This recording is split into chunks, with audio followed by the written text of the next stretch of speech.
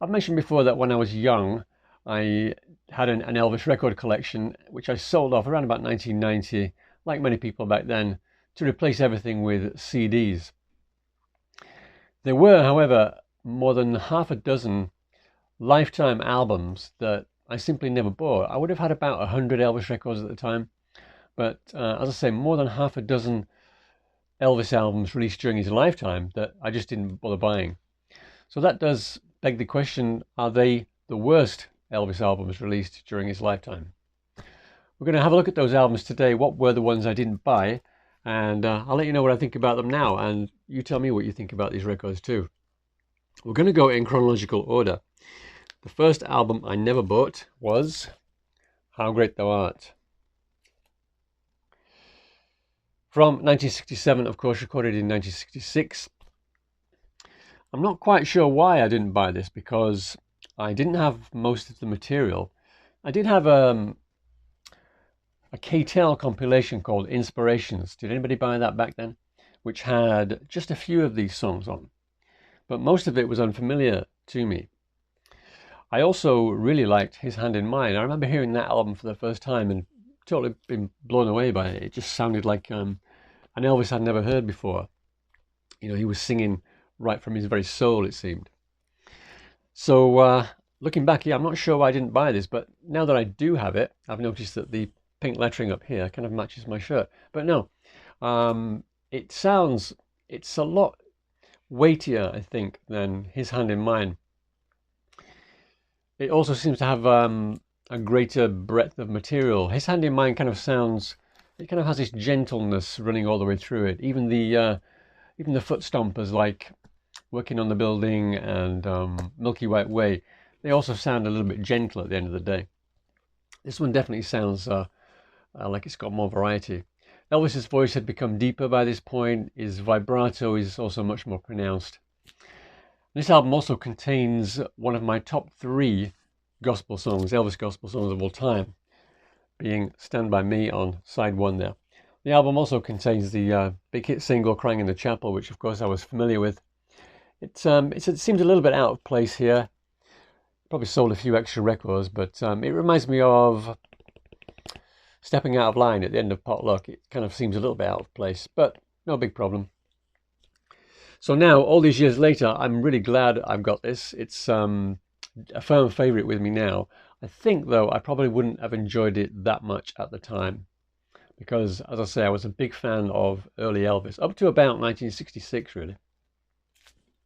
The next album I never bought when I was a younger Elvis fan is On Stage, February 1970. Probably comes as quite a surprise to many of you. This copy that I've got here is a later American copy with a different back cover there. So why did I not bother buying this back in the day? Well, I had a KTEL compilation, a live compilation called Elvis the Ultimate Performance. Did anybody buy that back in the day? And that one, I think, had some songs from this LP. I also had some of the songs like The Wonder of You on other releases. But I think the main reason why I didn't bother with this was because I knew some of the songs that I didn't have by other people. So Release Me, Sweet Caroline, Runaway, and Yesterday, and Proud Mary. These are all really famous songs in their own right before Elvis did a cover version of them. And I wasn't that interested in hearing Elvis doing covers of those songs. So I think that was the main reason why I never bothered with this one. However, now I would say that this is my favorite Elvis live album, in part because it's got perhaps the best versions of 2 Elvis live staples, CC Rider and Polk Salad Annie. Walk a Mile in My Shoes and Let It Be. Those are 2 great songs at the end there that you can't really get on any other albums released during his lifetime. And I do quite enjoy the cover versions that I was not initially attracted to. It also, of course, doesn't have any rushed Elvis oldies on here as well. So it's definitely the most consistent live album, in my opinion. So yeah, I would say this is now my favorite Elvis live album. The third album I never had in my first Elvis vinyl collection was Elvis Sings the Wonderful World of Christmas. think this is a fairly early American pressing. It's quite easy to explain why I never had this. There was a compilation which came out in England called It Won't Seem Like Christmas Without You. And this was the English version or the British version of Memories of Christmas. We got a few extra songs on the album, which is something that RCA in England did at the time. So in fact, there were 8 songs on that album, which are also on here. So I had most of it on the Memories of Christmas album. It also had Merry Christmas Baby on that album, which is, of course, the best song on this album. Other things on here that kind of put me off buying it. Not really interested in hearing Elvis sing Silver Bells and Winter Wonderland especially. So yeah, when I first bought this, I kind of ignored it for a while, but I've started playing it every year. So for the past few years, I've made a point of playing it every year. I think it was because Ed of the King's Court, I know he likes it a lot. So I thought, well, I'll give it another chance, you know. So I've been playing it every year, at least once every Christmas, and it's slowly growing on me. So I can say that, yeah, I do like this album now. Of the 2 Christmas albums, I can say it's my second favorite. The next album I never bothered buying when I was a young Elvis fan is He Touched Me, Elvis's last gospel LP, of course. The reason why I never bothered buying this was because I had most of the songs, 8 songs, were on the KTEL compilation Inspirations. And to be honest, I wasn't that impressed with what I heard. So it was probably one of the last albums I bought this time around for that reason. But I've got to say, now, having listened to it for a few years, it's probably my favorite of the 3 gospel albums. I think that's partly to do with the fact that my favorite 2 Elvis gospel songs are both on this album. They are He Touched Me and An Evening Prayer. If you haven't heard those songs for a while, definitely give them another listen. Just superb. Having said that, this album does also contain what I would consider to be the worst Elvis gospel tune, and that is There Is No God But God.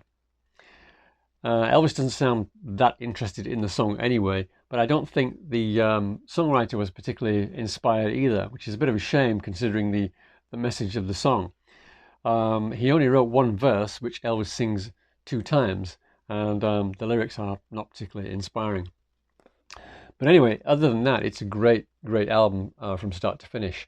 One song that stuck out when I listened to the Inspirations compilation on KTEL was a thing called Love. I didn't like that at all at the time, but now I really do like it.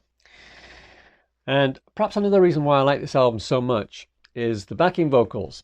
So Elvis is backed here by the Imperials. They also appeared with the Jordanaires on the How Great Thou Art album, and on His Hand in Mine, Elvis was just backed by the Jordanaires. So perhaps for me, just the Imperials work better with Elvis on the gospel stuff. But yeah, definitely a firm favorite now. The next album that I never bought back then was Elvis AKA The Fool album. The reason why I never bought this album back then was quite simple. I couldn't find it anywhere. I loved that cover, so I really wanted to buy it just for the cover, but just simply couldn't find it. It was deleted very quickly, I think, in the UK. Just couldn't find it anywhere. Raised on Rock was another album that I couldn't find at the time. Although somehow I had a copy of it. I'm not sure. It must have been an import. So this album, I actually made a video about this. I did a review of it.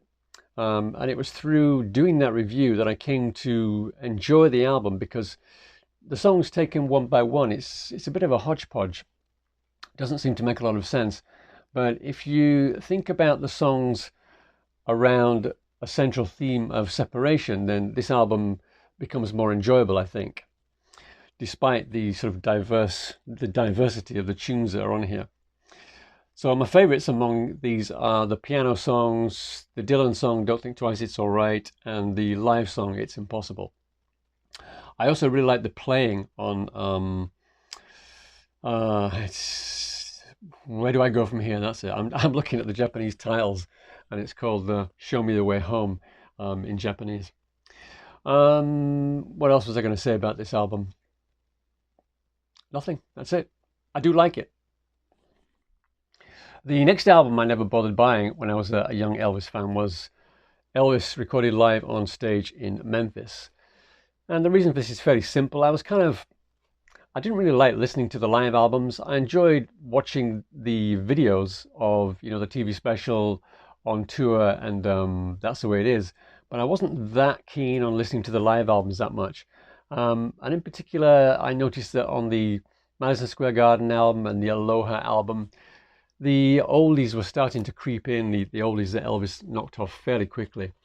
And so it is with this album too. You do get a fair old selection of oldies that Elvis just rushes through.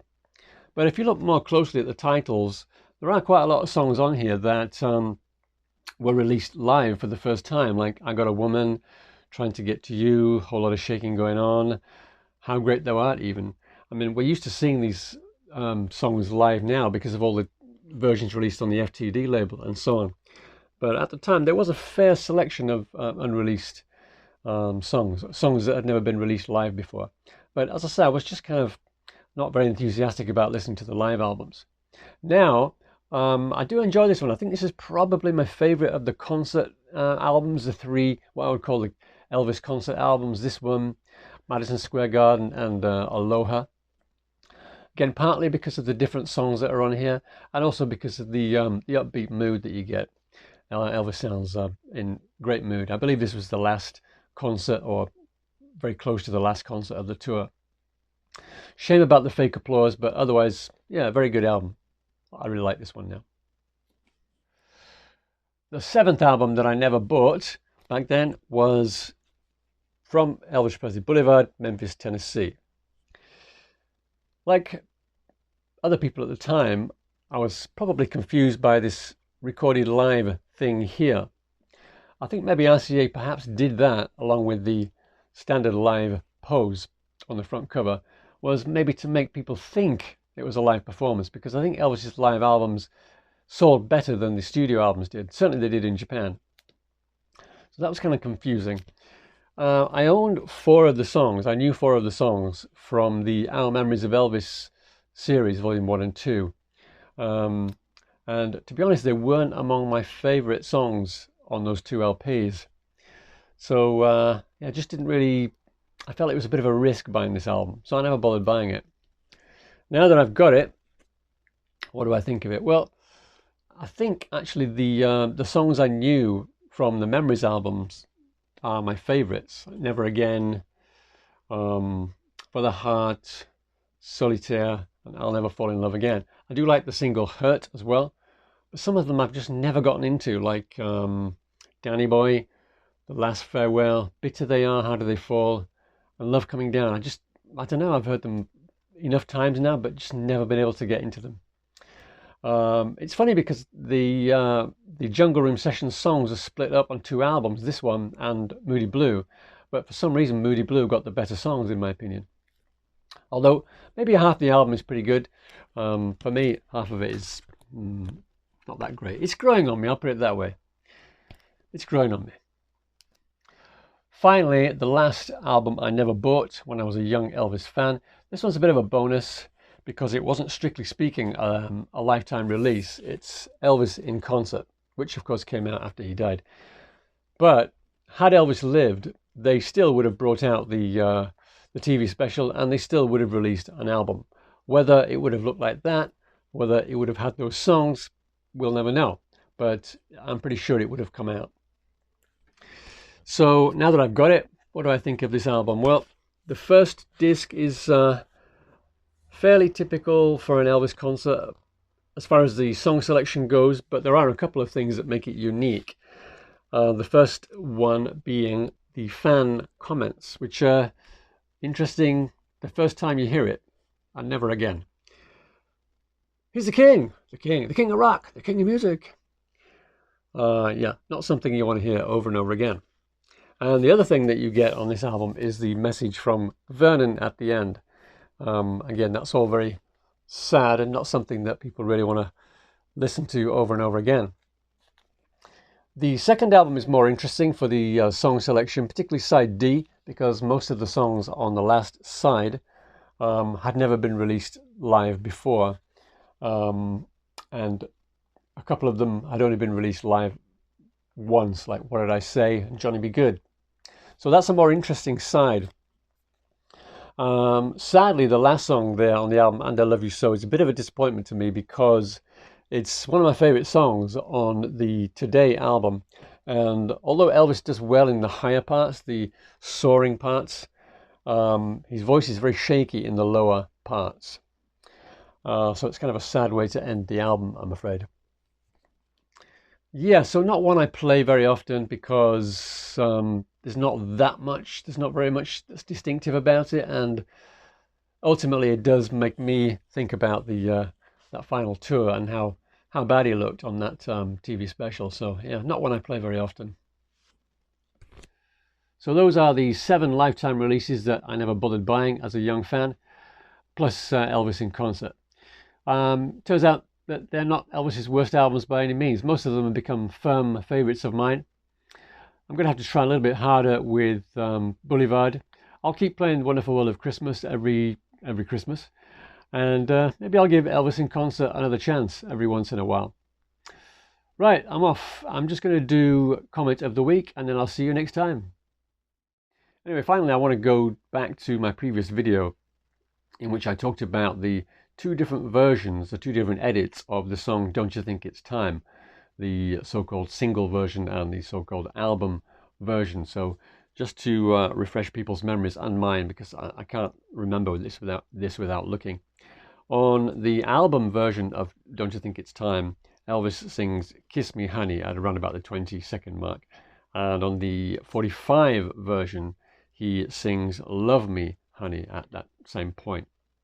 So I got a couple of really interesting comments about this from viewers. Now, I mentioned in the previous video that I remembered that my 1977 gold standard version of Don't You Think It's Time, the single, was the same as the LP version. So I couldn't understand that, but I no longer have the records to confirm. And Jimmy C got in touch to let me know that, in fact, I was right. The 1977 American Gold Standard version of the single Don't You Think It's Time, it has the Kiss Me Honey version, in other words, the album edit. He also has Dog on Top 1959 reissue, 1965 Dog on Side reissue, and the red label pressings. And he tells me that they all have the single version with the Love Me Honey near the beginning. So that was the first great comment I got. And another really interesting comment I got was from DJ Reed, who is up in Canada. And he tells me that all versions of this song in Canada, they all have the Kiss Me Honey version, in other words, the album version. So the single, LPs, even cassettes, he tells me, they all have the Kiss Me Honey, in other words, the album edit. So that means that in Canada, they got that version of the song before anywhere else, because in America, that Kiss Me version didn't come out until 1959 on the Gold Records Volume 2 album. Anyway, if you've kept up with all that, thank you very much. I'm going to leave it there for today. See you next time. Thanks for watching. Cheers.